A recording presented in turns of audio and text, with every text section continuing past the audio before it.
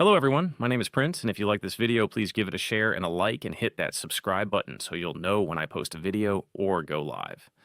Sony just announced they're ending physical game discs by 2028. A week before that, Rockstar quietly confirmed GTA 6, the biggest game launch in history, isn't shipping with a disc either. That's not a coincidence. That's a company testing how far they can push people before anyone pushes back. And judging by the pre-order numbers, the answer is not far enough. Now, does that mean that PlayStation can come back from this long term? No, they can't. This will be a forever mark on their record, and the people defending this have a lot to say on the matter, like JTech TV or all the PlayStation fanboys who's sucking the tip of Sony's PP. Now, I'll talk about this in a form of point A to B, but that's besides the point. PlayStation has shot themselves in the foot with every post and getting community noted every single time, and I'm here for it. Point A is this.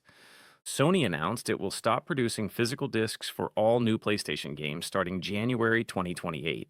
And the source is the PlayStation blog post, and I'll leave a link to the blog somewhere down below in the description below. Sony and all their clowns are getting ratioed in the comments on X and soon.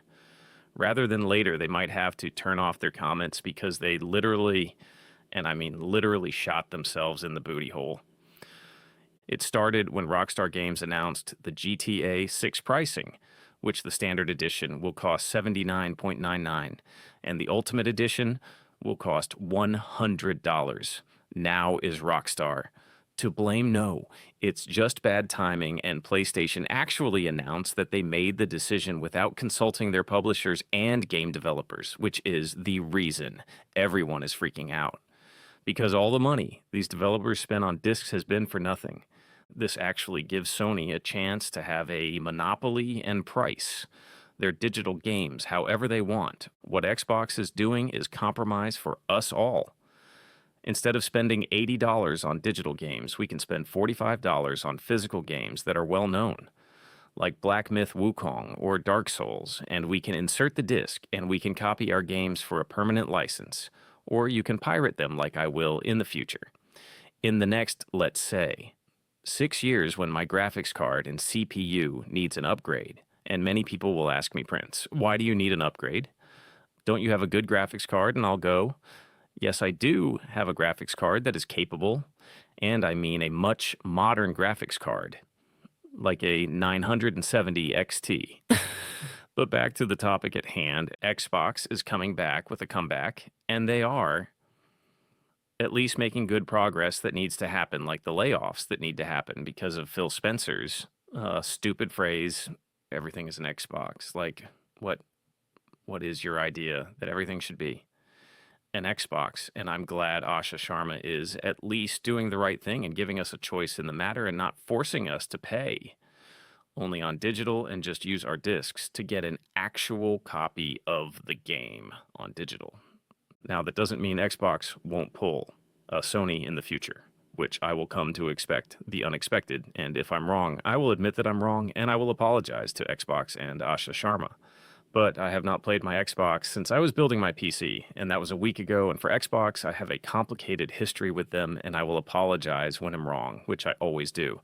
But here's the real argument. Sony frames this as responding to what players already want. That's partly true. Digital sales dominate. But it skips why digital dominates. Console makers have spent over a decade steering people there. Deeper day one discounts on digital, exclusive digital bonuses, disc drives sold as optional add-ons on newer consoles, and marketing that treats physical as an afterthought. Calling it consumer preference when you spent 10 years shaping that preference is doing a lot of work in one sentence. Digital only has real costs people don't see until it's too late. No resale market, no lending a game to a friend, no guarantee the game still works if a publisher shuts down servers or delists a title and your library is permanently tied to an account instead of something you actually own. $79.99 is already the top of the industry's new standard pricing tier. Layer a $99.99 Ultimate Edition on top of that, locking specific in-game businesses and content behind the higher tier. GTA 6 is the single most anticipated game release in the industry's history. From a studio, Take-Two says, spent an estimated $1 to $1.5 billion developing it over 13 years. That's real. And it's worth acknowledging the game had to make that back. But recouping a massive budget and removing the disc from a box people are still calling physical aren't the same justification. One's a business reality, the other's a choice that specifically removes resale value and ownership from the customer. This isn't just Rockstar reacting to costs. It's an industry-wide pattern where physical ownership keeps shrinking while prices keep climbing. And GTA 6 happens to be the biggest example of it landing in the same month as Sony's disc announcement. This isn't nostalgia for plastic cases. It's about what happens when an entire medium moves to a model where you don't own anything. You're licensing access that a company can revoke, alter, or delete. Digital music and streaming already killed physical ownership there, and prices didn't go down for consumers when that happened either. Subscriptions just replaced ownership as a permanent cost. The reality is remake culture. RT first design decisions that lock out older hardware, GPU pricing skewed by manufacturing priorities elsewhere. This is one more piece of an industry consistently choosing what's most profitable for publishers over what's best for the people actually buying the games. None of this happens because gamers didn't push back. Physical sales have been declining for years, sure, but there's a difference between a market shifting naturally and a company using that shift as cover to remove ownership entirely while raising prices at the same time. Sony gets to say this was inevitable. It wasn't. It was a choice, and GTA 6, code in a box, $80 minimum, is what that choice looks like when it's dressed up as convenience.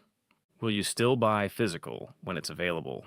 Or will you wait until the last second when everything goes away and gets priced out?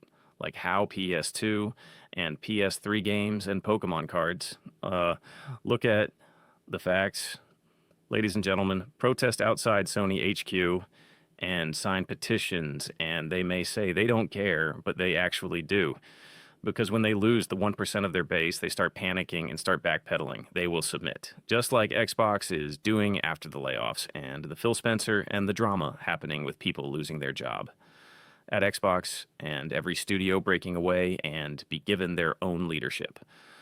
Which is a good thing because under Xbox, they never made good games and they're way behind on Elder Scrolls 6 and Fallout games because it would have been a great day for those games.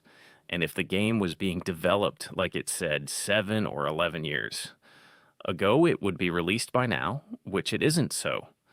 That makes me believe that they never started development and started when Asha called them, I guess, and asked them why aren't they working on it, and I don't know for sure if they were working on it or not, which I believe, and this may not be a fact.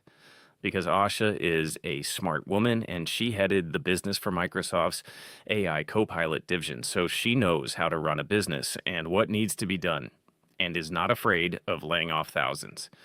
Now, if you all like this video, please hit that subscribe button and I shall see you all next time. Peace.